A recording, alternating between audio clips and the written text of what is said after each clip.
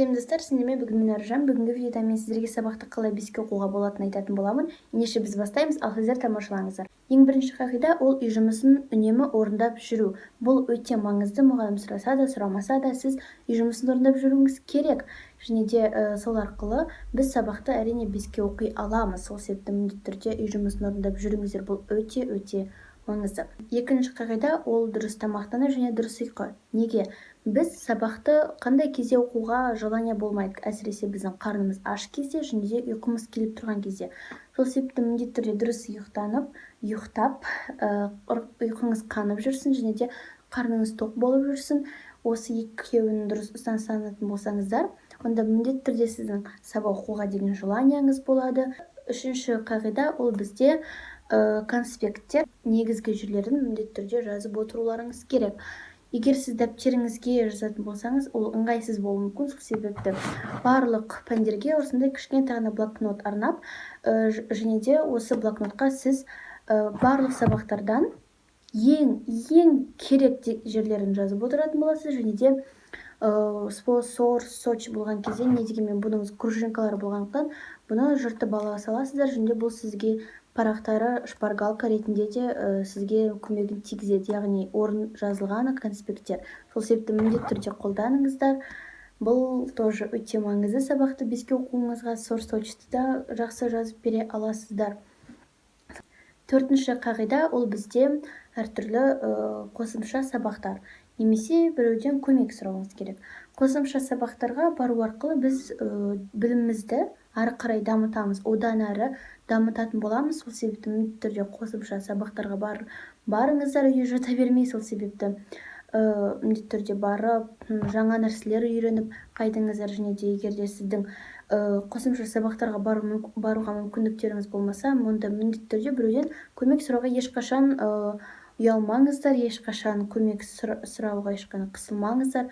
Себебі сіз бір тақырыпты түсінбегеннен кейін, сіз уже барлығы келесі тақырыптар сол тақырыпқа байланысты болғандықтан, сіз одан кейін мүлдем түсінбегенде, сол себепті уақытында керек нәрсені сұраңыздар, көмек сұраңыз. Бесінші пункт ол әртүрлі приложениялар мектепке арналған. және де не дегенмен осы приложениялар арқылы біздің мектептегі өміріміз жеңілдететін болады. Сол себепті міндетті түрде қазір мен айтатын приложенияларды жүктеп алыңыздар. және де осы приложениялар арқылы сіздің мектептегі өміріңіз жеңілдене түседі. Себебі бұлар өте тиімді, өте керемет. Сол себепті сіздерге кеңес беремін. Приложение ол бізде Фотомас деп аталады. Фотомас ол өте көп адамға әйгілі, өте көп адамдар оны біледі.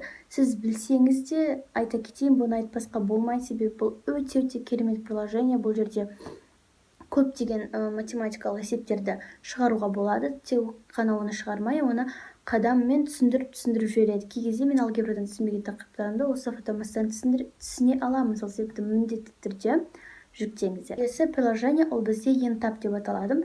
Бұны көбінесе ұбт-ға дайындалатын адамдар жүктеп алады. Бірақ та бұл кім айтты, что бұны 8-ші сыныптар, ұбт-ға дайындалмайтындар жүктеуге болмайды деп. Сол себепті міндетті түрде жүктеңіздер. Себебі бұл приложениеда сіз әртүрлі тесттер тапсырасыздар. Сол арқылы сіз өзіңіздің біліміңізді білетін боласыздар. Сонымен сол арқылы сіз жаңа ақпараттарды білетін боласыздар.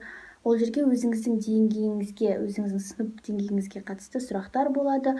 Ол көп приложение көбінесе орыс тілінде болады. және де бұл ентап приложение қазақ тілінде де, орыс тілінде де, барлық тілде.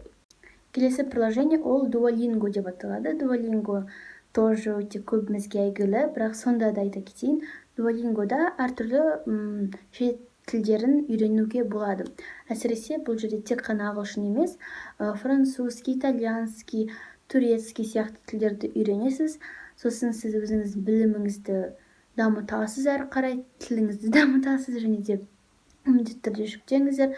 Бұл жерде де өте қызықты тапсырмалар орындауға болады. Сол себепті міндетті түрде жүктеңіздер. Келесі приложение жай ғана химия деп аталады. Өте қарапайым атау, бірақ сонда да химия деген приложениеда әртүрлі химиялық есептерді есептеуге болады. Это логично.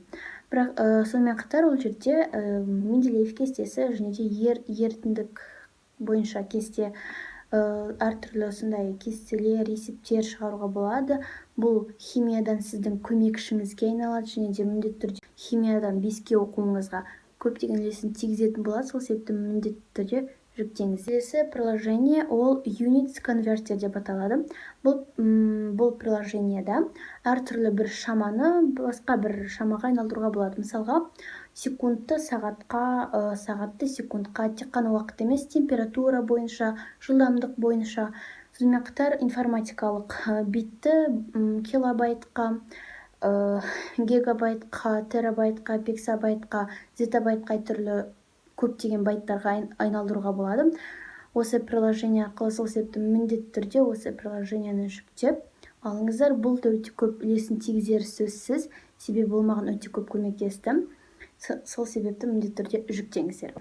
Сонымен достар, видеом соңына таяды, жетті, және де бүгінгі видео сіздердің көңілдеріңізден шықты деген ойдамын.